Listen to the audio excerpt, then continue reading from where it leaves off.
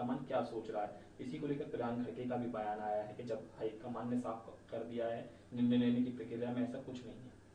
देखिए, खड़गे जी ने जाने अनजाने में जो सबसे खुला रहस्य है, ओपन सीक्रेट है कि कांग्रेस पार्टी में वो अध्यक्ष तो जरूर है पर उनके पास पावर नहीं है। वो पद पर जरूर है पर परिवार की ही सुनी जाती है और कांग्रेस में हाईकमांड ही सब निर्णय लेता है, अध्यक्ष नहीं लेता। इसका खुलासा कर दिया।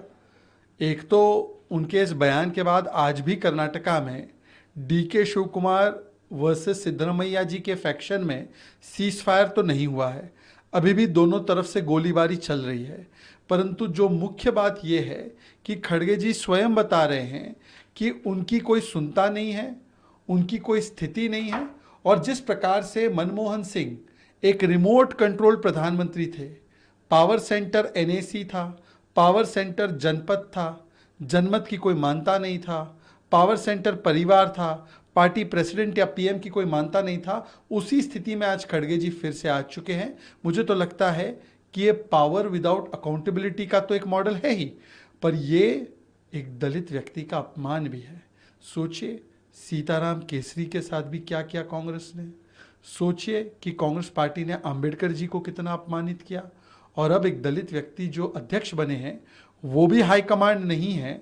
उनकी कभी छोटे डिब्बे में चौथे नंबर पर प्रियंका जी के बाद फोटो डाल दी जाती है, कभी उनको दरवाजे के बाहर खड़ा कर दिया जाता है वायनाड नामांकन में। ये कांग्रेस की दलित विरोधी मानसिकता है।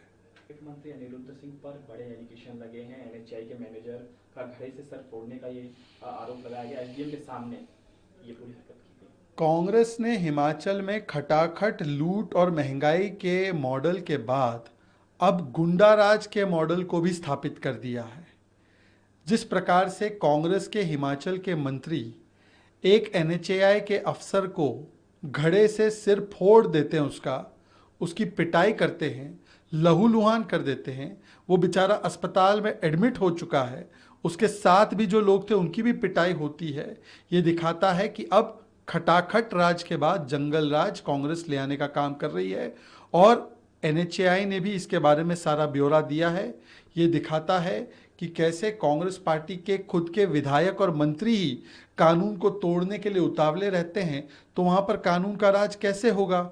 ये मोहब्बत की दुकान है या ये गुंडों के भाईजान हैं, ये राहुल गांधी बताए। और इस मंत्री पर क्या कार्रवाई होगी इसके बारे में मुख्यमंत्री जी और राहुल गांधी जी बताए। कर्नाटक के मंत्री आरबी थिम्मापुरम का बयान आया। उन्होंने अपनी सरकार की आलोचना करते हुए कहा कि किसानों के पुनर्वास में सरकार पूरी तरह विफल हुई। देखिए, कर्नाटका में कांग्रेस की जो खटाखट लूट और झूठ वाली सरकार चल रही है, उसमें एजेंडा केवल लोगों को लूटना है। कभी मुडा स्कैम, कभी वाल्मीकि स्कैम, कभी हाउसिंग स्कैम, और केवल झूठे वादे करना है और वादे पूरे नहीं करना है। अब कांग्रेस के ही मंत्री बता रहे हैं कि किस प्रकार से कांग्रेस की सरकार ने एक और वादा तोड़ा है, इस बार किसानों को। कर्नाटका में 1500 किसानों ने आत्महत्या कर दी है जब से कांग्रेस की सरकार आई है। इन्होंने किसानों को बड़े बड़े वादे दिए थे, परंतु किस प्रकार से धोखा देने का काम किया जा रहा है ये कांग्रेस के ही मंत्री बता रहे हैं। और आए दिन कोई ना कोई कांग्रेस का विधायक, कांग्रेस के मंत्री लगातार कांग्रेस की सरकार की पोल खोल रहे हैं। अभी कुछ दिन पहले राजू कागे साहब ने एक पोल खोल दी थी। उससे पहले एक और व्यक्ति ने बताया कि हाउसिंग स्कैम हो रहा है। इससे पहले हमने देखा है कि देश पांडे जी हो या बाकी के मंत्री हो, उन्होंने कहा कि कांग्रेस ने जो वादे किए थे वो पूरे नहीं कर पा रही है। तो आए दिन नो कॉन्फिडेंस मोशन भी सिद्धरमैया सरकार के खिलाफ कांग्रेस के ही नेता पारित कर रहे हैं, जो राहुल गांधी देश भर में किसानों पर उपदेश देते हैं। अब उन्हीं के मंत्री ने पोल खोल कर दी है, उस पर क्या बोलेंगे राहुल गांधी। कांग्रेस विधायक राज्य में नया मुख्यमंत्री चाहते हैं।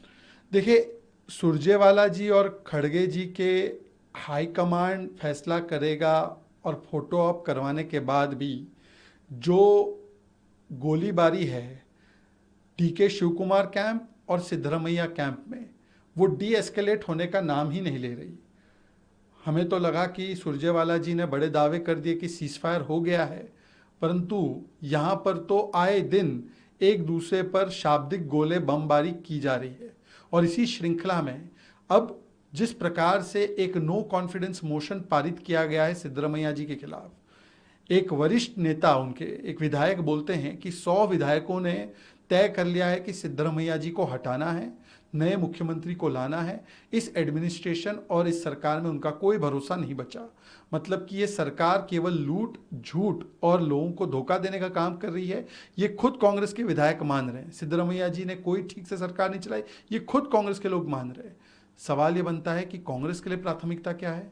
ये टुकड़े टुकड़े कांग्रेस है। हर जगह जहां पर भी कांग्रेस सत्ता में आई, वहां पर केवल चेयर की लड़ाई, इसका ही परिचय दिया। गहलोत बनाम पायलट चलता था राजस्थान में, हिमाचल में प्रतिभा जी बनाम सुक्खू जी चलते रहता है, और कर्नाटका में भी जनता त्रस्त है। ये लोग सत्ता की लड़ाई में व्यस्त है और केवल सत्ता की लालच में मस्त है। इसका ये प्रमाण है। लेकर आया है, उन्होंने कहा है कांवड़ यात्रा से कोई आपत्ति नहीं है, लेकिन जब कांवड़ यात्रा का इस्तेमाल नफरत का माहौल बनाने के लिए किया जाता है तो ये सभ्य समाज से स्वीकार्य नहीं है। कांग्रेस का डिफॉल्ट सेटिंग है हिंदू विरोध, हिंदुओं का अपमान और हिंदुओं से नफरत। और इसी परिचय का प्रमाण देते हुए दिग्विजय सिंह जी ने जिस प्रकार की टिप्पणी कांवड़ यात्रा पे की है कि कांवड़ यात्रा से डराया जाता है, नफरत फैलाई जाती है, ये वही दिग्विजय सिंह है जिन्होंने कहा 26/11 हिंदुओं ने किया। ये वही दिग्विजय सिंह है जिन्होंने हिंदू टेरर का एक पूरा अफवाह गढ़ने का काम किया। ये वही दिग्विजय सिंह है जो इशरत जहां को, आतंकी को मासूम मानते थे। ये वही दिग्विजय सिंह है जो ओसामा जी, हाफिज सईद जी बोलते हैं। ये वही दिग्विजय सिंह है जिन्होंने समझौता से लेकर बाकी ब्लास्टों का भी दोष पाकिस्तान से हटाकर हिंदुओं पर डाला।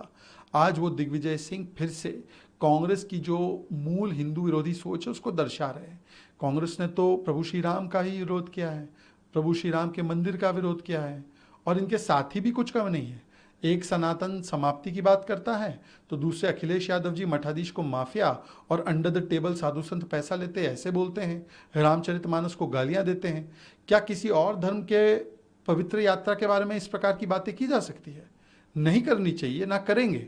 पर कांग्रेस के लिए हिंदू को दो गाली ताकि मिले वोट बैंक की ताली, ये बन चुकी है कांग्रेस की प्रणाली। को लेकर फैक्ट फाइंडिंग कमेटी के सदस्य मनन कुमार मिश्रा का बयान आया। उनका भाजपा की इस फैक्ट फाइंडिंग कमेटी के गठन के पीछे एक ठोस कारण है।